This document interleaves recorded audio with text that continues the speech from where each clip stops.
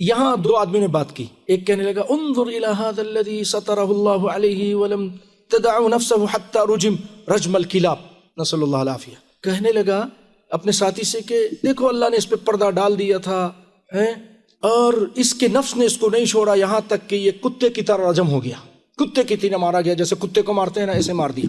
آپ صلی اللہ علیہ وسلم بات سنی، بہت بڑی بات تھی، خاموش ہو گئے. پھر چلے تھوڑا سا، موقع کی تلاش میں تھے.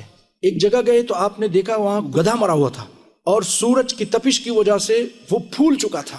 آپ صلی اللہ علیہ وسلم فرمایا فلاں بن فلاں کدھر ہیں؟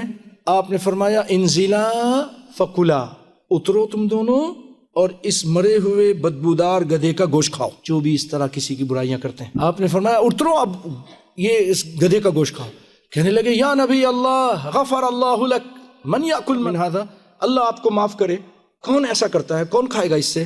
آپ نے فرمایا یہ آپ ایسا کوئی استاد ہوگا دنیا میں، اس طرح تعلیم دینا، اس کو احساس دلانا، تھوڑا صبر کرنا، پھر جب موقع آئے تو بات کرنا. کیا حکمت دانائی تھی آپ کے اندر.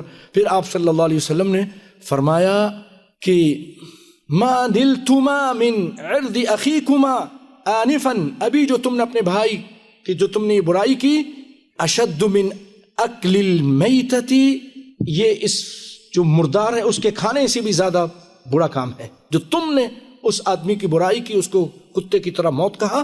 پھر آپ نے فرمایا لقد تاب توبۃ لو قسمت بین امۃ لوسعتهم، اس نے ایسی توبہ کی ہے کہ اگر پوری ایک قوم میں، پوری امت میں اس کی توبہ کو تقسیم کی جائے تو ان سب کی بخشش کے لیے کافی ہو جائے. اللہ اکبر.